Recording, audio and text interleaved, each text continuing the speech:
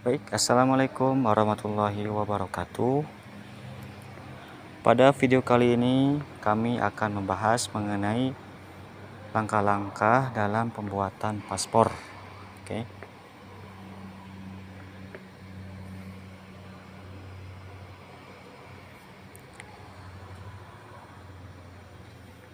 Untuk diketahui buat teman-teman yang belum punya paspor ya. Sekarang pelayanan paspor harus daftar terlebih dahulu melalui online untuk mendapatkan nomor antrian yang sudah ditetapkan sesuai dengan kuota daripada kantor imigrasi masing-masing di daerah. Untuk kami, untuk saya pribadi ya, dalam membuat paspor, yaitu di kota Bandung ada 2 tempat. Yang pertama di kantor pusatnya, yaitu di Jalan Surapati ya, TPI 1 di Surapati. Kemudian yang kedua kantor imigrasinya ada di Mikomo lantai 3 di daerah Kopo. Oke, baik teman-teman. Sebelumnya jika teman-teman belum memiliki aplikasi M-Paspor, klik saja M-Paspor. Nah, sudah muncul. Nah, dikarenakan saya sudah menginstal, maka kita langsung saja buka M-Paspor tersebut. Ya, oke. Kemudian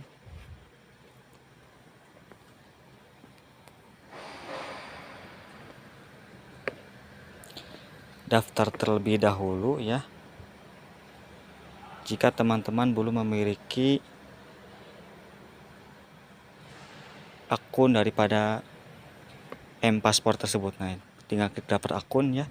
Tinggal diisi nama lengkap, tanggal lahir, jenis kelamin, alamat email, nomor handphone, dan kata sandi.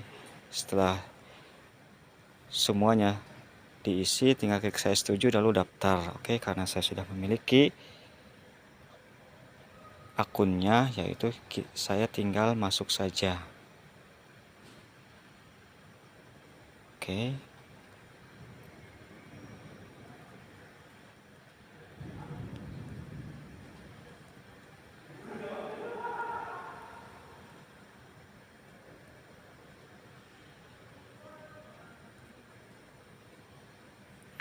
Tunggu loading. Kode verifikasi dengan atau security check dengan mengisi puzzle ini sebelum masuk. Tunggu loadingnya sampai sampai masuk ke halaman beranda ya. Nah, ini halaman utamanya, ada menu beranda, riwayat informasi, profile. Nah, ini yang tanda warna oranye ini adalah data yang sudah kita masukkan. Misalkan jika teman-teman belum punya data, itu dengan cara pengajuan permohonan. Oke. Nah, teman-teman tinggal pilih mau paspor reguler atau paspor percepatan. Sebagai informasi bahwasannya paspor reguler itu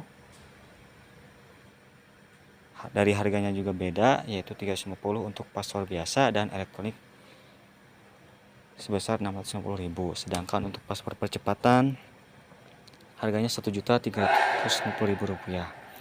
Apa bedanya paspor reguler dengan paspor percepatan? Paspor reguler itu reguler. Jadi teman-teman mengajukan sekarang, menentukan tanggal perekaman atau pengambilan fotonya kapan. Nah, untuk maksimal hari jadinya paspor tersebut 4 hari ya. Sedangkan kalau paspor percepatan, misalkan teman-teman pengajuan sekarang, misalkan besok perekaman dan wawancara, nah si lusanya tersebut paspor tersebut sudah bisa jadi. Tapi untuk paspor percepatan ini hanya bisa dilakukan di kantor TPI pusat, kalau di Bandung di Jalan Surapati ya. Oke. Permohonan paspor reguler. Oke. Ini peringatan ya, kalau tidak benar ini ya, ada hukumannya ataupun ancamannya ya. Atau sampai permohonan paspor Anda ditolak gitu kan. Lanjutkan. Anda membuat paspor untuk dewasa, untuk diri sendiri ataupun untuk saudara yang di bawah 17 tahun. Nah, jika teman-teman memilih yang dewasa, klik dewasa ini. Nah, ini klik di sini untuk memilih lokasi pembuatan paspor. Nah, untuk link ini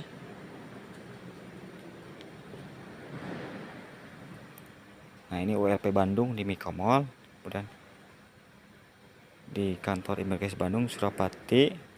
Nah, ini di TPI 1 ya. Untuk daerah lain Purwakarta ada ya, Ciranjang, Cianjur, Karawang untuk Jawa Barat ya. Kemudian Tasikmalaya ada.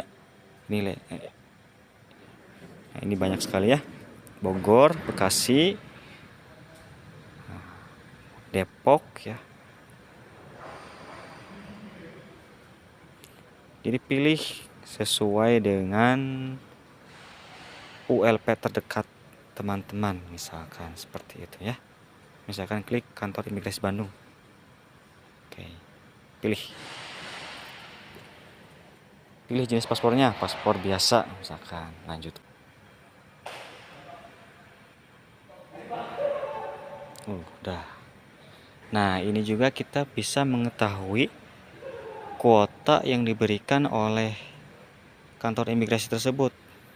Biasanya pada hari Jumat ini pada jam 1:30 sudah disediakan kuota.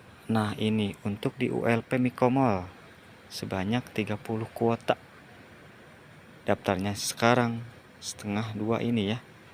Nah, setelah kita tahu, sekarang tinggal war untuk mendapatkan jadwal kedatangan untuk perekaman paspor. Nah, ini ya, ada 30 kuota untuk tanggal 3 Desember besok ya, hari Minggu. Ini khusus weekend ya. Dan hanya ada tersedia paspor biasa saja, dan ini hanya bisa dilakukan di kantor ULP Mikomol. Nah, untuk langkah-langkahnya kita cari lagi. Nah, ini tutorialnya. Nah, ini. Nah, tadi ya, daftar akun terlebih dahulu, input data diri dengan benar, login dengan akun, kemudian mengisi paspor, kemudian pastikan data diisi dengan benar. Langkah pertama, pengajuan permohonan. Nah, tadi baru langkah ketiga ya. Unggah fotokopi EKTP dan mengisi data sesuai EKTP dengan benar. Jika terjadi ketidaksesuaian, maka urus terlebih dahulu ke di Dukcapil terdekat. Langkah keempat, mengisi kuesioner permohonan. Biasanya kuesioner ini berisi mengenai untuk apa sih teman-teman membuat paspor, untuk apa juga, berapa lama di luar negeri misalkan, kemudian ke negara tujuannya, negara mana Anda akan pergi gitu kan dengan menggunakan paspor ini. Langkah kelima, melengkapi data pemohon. Jika teman-teman baru pertama kali membuat paspor, maka yang diupload adalah KTP, kartu keluarga, ijazah atau akta kelahiran. Jika teman-teman sudah memiliki paspor, maka paspor yang lama yang sudah tidak berlaku lagi, yang masa aktifnya sudah habis, maka dicantumkan di foto ya, atau diupload, di foto dulu lalu diupload seperti tadi ya, contoh KTP tadi. Kemudian langkah keenam, tambah pemohon. Tambah pemohon jika teman-teman ingin menambahkan saudara-saudara. Nah, di sini nih. Kemudian langkah ketujuh, memilih waktu kedatangan. Kemudian langkah ke-8, pembayaran paspor. Kalau saya kemarin melalui Tokopedia ya, atau Bukalapak juga bisa, atau ke kantor pos atau ke bank yang kerjasama dengan pembayaran paspor ini. Dan langkah ke-9, datang ke kantor imigrasi. Datang dengan membawa surat pengantar kedatangan dan berkas persyaratannya. Berkas persyaratannya ya. Nah, informasi lain, teman-teman, selain sudah daftar dan mendapatkan jam kedatangan, teman-teman juga harus print atau mencetak dokumen-dokumen yang dibutuhkan seperti KTP, ijazah, akta kelahiran, kemudian paspor lama, kemudian kartu keluarga, itu di print dalam bentuk A4, ukuran A4. Kalau KTP gimana ya gitu, halaman depan setengah A4, halaman belakangnya lagi setengah lagi A4. Kemudian membawa hasil cetak print surat pengantar kedatangan. Jika surat pengantar kedatangan tidak dapat dibuka, pemohon membawa hasil cetak print halaman data permohonan. Nah,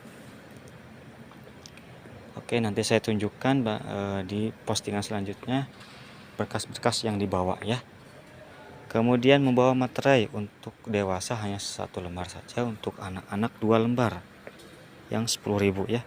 Kemudian digunakan pakaian yang sopan, jangan pakaian putih ya.